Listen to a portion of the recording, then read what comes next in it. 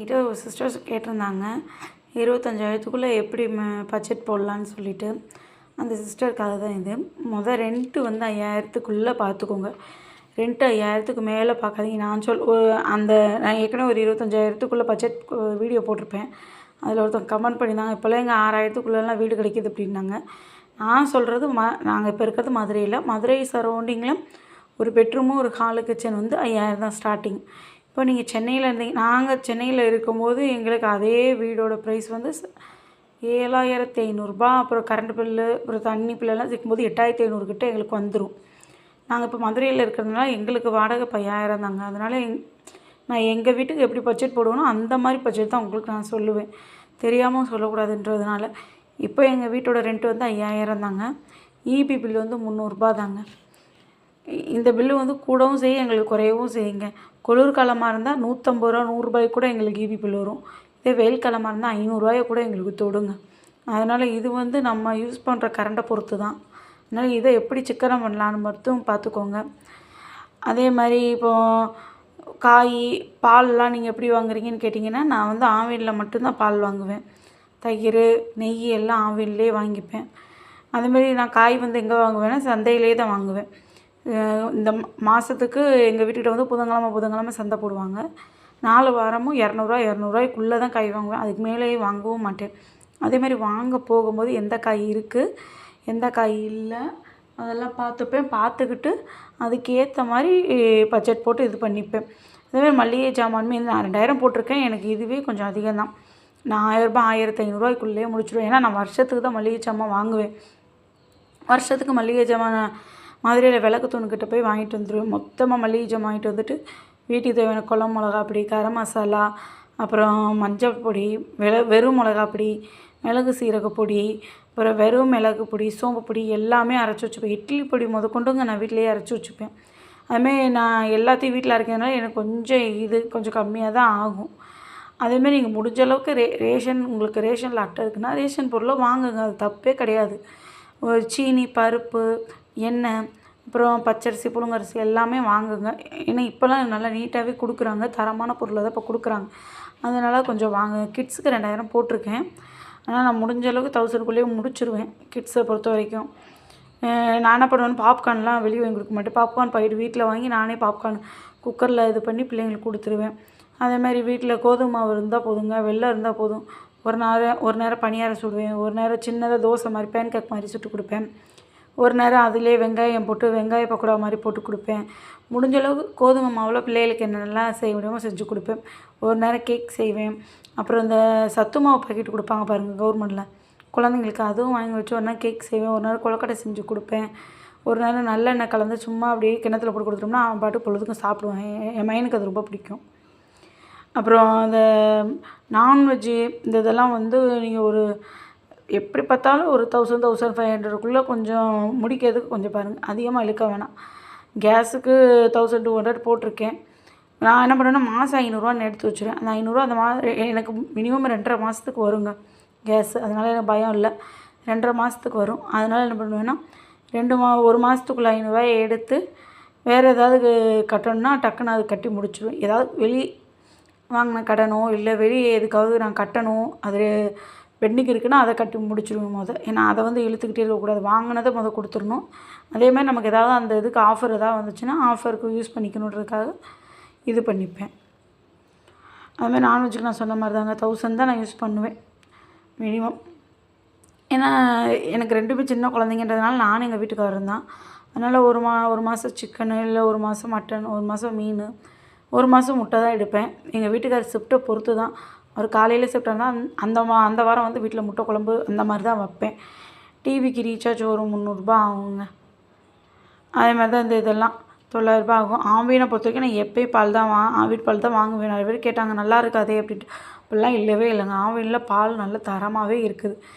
நான் வந்து blue packet தான் வாங்குவேன். 25 பாக்கெட் தான் வாங்குவேன். அதுக்கு மேலேயும் நல்ல குவாலிட்டியான பாக்கெட்லாம் இருக்குது. ரேட் கொஞ்சம் அதிகம். எனக்கு இதுவே போதுன்றதுக்காக நான் இதுக்குள்ளேயே இது பண்ணிப்பேன். பெட்ரோல் 900 போட்டிருக்கேன். ஆனால் பெட்ரோல் அதுக்குள்ளேயே எங்கள் வீட்டுக்காரர் முடிச்சுடுவாங்க. ஒரு நேரம் 50, ஒரு நேரம் 100 அந்த மாதிரி அவங்களுக்கு எப்படியோ அவங்க அதுக்குள்ளே முடிச்சுட்டு எப்படி இதில் ஒரு 200 கிட்ட அவங்களே சேர்க்கணும். வீட்டில் பட்ஜெட் போடுறோம்னா புருஷனும் பொண்டாட்டி சேர்ந்தாங்க பட்ஜெட் போடணும். அப்போ தான் ஹஸ்பண்டுக்கு தெரியும் நம்ம சம்பளம் எவ்வளோ, இதுக்குள்ளே அவங்க எவ்வளோ சமாளிக்கிறாங்க, எவ்வளோ பொருள் வாங்குறாங்க அப்படின்றதெல்லாம் அவங்களுக்கு தெரியும். அப்போ தான் அவங்களுக்கும் கொஞ்சம் சிக்கனம் வரும். அவங்களுக்கும் வீட்டில் என்ன நிலவரன்றதும் தெரியும். வீட்டு நிலவரம் தெரியாமல் வீட்டு ஆம்பளைங்க இருக்கவே கூடாதுங்க. அது ரொம்ப ரொம்ப ரொம்ப முக்கியம். 2 பேருக்குமே சரி, புருஷனோ பொண்டாட்டியோ 2 பேருக்குமே வீட்டோட நிலைமை தெரியணும். சம்பளம் எவ்வளோ, அந்த சம்பளத்துக்குள்ளே எவ்வளோ வருமானம், இதுக்கு நடுவில் நிறைய செலவு வருங்க. நம்ம இவ்வளோ தான் பட்ஜெட் போட்டு ஒரு 2000 ஒதுக்கி வைக்கிறோம்னு வச்சுக்கோங்க. அப்போ தான் யாராவது ஒருத்தவங்க கல்யாணம் செய்முறைன்னு தூக்கிட்டு வந்துருவாங்க. நம்ம 2000க்குள்ளே அவங்களுக்கு செய்முறை வைக்கிறோம்னா கூட பிரச்சனை இல்லைங்க. அந்த மாதத்தை அப்படியே ஓட்டிட்டோம், கடன் இல்லாமல் நினச்சிக்கலாம். அவங்க ஏதாவது நமக்கு ஒரு 1/2 பவுனுக்கு ஏதோ நகையோ இல்லை ஒரு 10,000 செஞ்சதாங்கன்னு வச்சுக்கோங்க. அப்போ அந்த இடத்துல அந்த மாதத்துக்குள்ளது கொஞ்சம் இடிக்கும். அதனால் அதெல்லாம் கொஞ்சம் யோசிச்சுக்கோங்க. இப்போ மிச்சமாக இருக்க காசு ஏதாவது வந்துச்சுன்னா, கூகுள் பே யூஸ் பண்ணாத ஒரு அக்கௌண்ட் இருந்துச்சுன்னா அதில் போட்டு வைங்க. மாதம் 200, 300, 500 போட்டு வச்சுக்கிட்டே வாங்க. அந்த காசை எடுக்கவே எடுக்காதீங்க. இப்படி ஒரு செய்முறை எப்பயாவது வருதுன்னா அப்படியே டக்குன்னு அவங்களுக்கு செஞ்சு விட்டு போகிறதுக்கு உங்களுக்கு கொஞ்சம் ஈஸியாக இருக்கும். மதுரையில் எப்போ பார்த்தாலும் செய்முறை வந்துக்கிட்டே இருக்குங்க. நம்ம போய் சாப்பிட்றோம் இல்லை, போய் செய்முறையை மட்டும் செஞ்சுட்டு வந்துக்கிட்டே இருப்பாங்க நிறைய பேர். அதனால் செய்முறைக்குன்னு கொஞ்சம் காசை ஒதுக்கி வச்சுருங்க.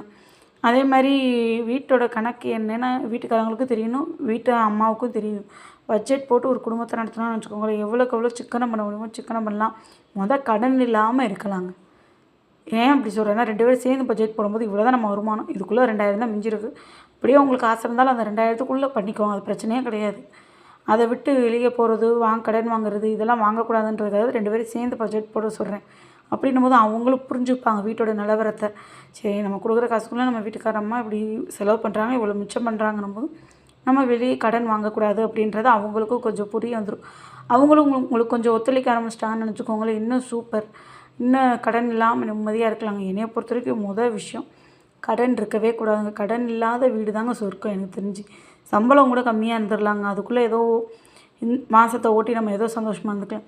கடன் மட்டும் வாங்கவே வாங்காதீங்க. 1000 தடவை யோசிங்க கடன் வாங்கும்போது மட்டும். இந்த 5000 கூட எப்படி மிச்சம் பண்ணலாம் நான் சொல்கிறேன் பாருங்கள். ரெண்ட்டு கொடுக்கறதுக்கு பதிலாக இந்த 5000 நீங்கள் ஒரு வீட்டுக்கு ஒத்திக்கு போயிருங்க.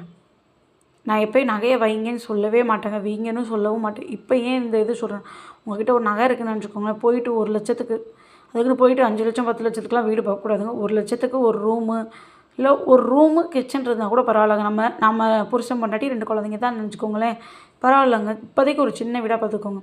1 லட்ச ரூபாய்க்கு கொண்டு போய் அப்படியே ஒத்திக்கு வீடு எடுத்துகிட்டு இந்த 5000 மாதம் மாதம் அந்த நகையை கட்டி நகையும் திருப்பிடுங்க. இந்த 1 லட்சம் அப்படியே இருக்குது. அப்படியே அந்த 1 வருஷம் கழித்து அப்படியே ஒரு பொறுமையாக உங்கள் சரௌண்டிங்கில் ஏதாவது வீடு பார்த்தீங்கன்னு நினச்சிக்கோங்களேன், இதோட கொஞ்சம் பெரிய வீடும் கிடைக்கும். அது மாதிரி ஒத்திக்கே போய்கிட்டே இருங்க. இங்கே ஒரு சொந்த வீடு கட்டுற வரைக்கும் முடிஞ்ச அளவுக்கு ஒத்திக்கே வீடு போய்கிட்டே இருந்தீங்கன்னு வச்சுக்கோங்க, அந்த 1 லட்சம் உங்களுக்கு அப்படியே இருக்கும். நீங்கள் எந்த வீட்டுக்கு வாடகை கொடுக்க தேவையில்ல, எந்த செலவும் இல்லாமல் நீங்கள் நிம்மதியாக இருக்கலாம். அதனால் முடிஞ்ச அளவுக்கு ஒத்திக்கு வீட்டுக்கு போக பாருங்கள். அதேமாதிரி போகும்போது அக்ரிமெண்ட் கரெக்டாக போட்டுக்கோங்க.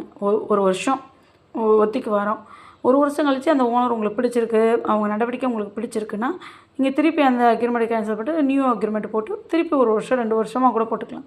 இல்லை 3 வருஷம் வரைக்கும் கூட ஒரு வீட்டில் அக்ரிமெண்ட் போடுறாங்க. அவங்க 1 வருஷம் ஏற்கனவே இருந்திருக்காங்க, அவங்களோட நடவடிக்கை எங்களுக்கு பிடிச்சிருக்குன்னும் போது வீட்டுக்காரங்களே கேட்பாங்க, திருப்பி நீங்கள் எடுத்துக்கிறீங்களான்னு கேட்பாங்க. உங்களுக்கு ஓகேன்னா திருப்பி அதை 2 வருஷம் 3 வருஷம் அக்ரிமெண்ட் போட்டுட்டு நீங்கள் இருந்துக்கலாம். அதனால் இந்த 5000 உங்களுக்கு எப்பயும் மிச்சம். அதே மாதிரி கையில் 1 லட்சம் இருக்குன்றதையும் நீங்கள் கவனமாக வச்சுக்கலாம். அதுவும் நமக்கு சேவ் தான் திருப்பி. அதனால் அந்த இதை மட்டும் கொஞ்சம் என்னென்னு யோசிங்க. இதை கொஞ்சம் ஹஸ்பண்ட்டை கேட்டுகிட்டே யோசிங்க.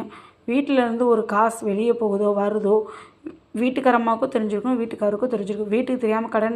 வீட்டுக்காருக்கு தெரியாமல் ஒரு கடன் வாங்குறதோ, அதேமாதிரி வீட்டுக்காரம்மாவுக்கு தெரியாமல் ஒரு கடன் வாங்குறதோ வச்சுக்காதீங்க. அதுதான் வீட்டில் நிறைய பிரச்சனைக்கு வர்றதுக்கு காரணமே.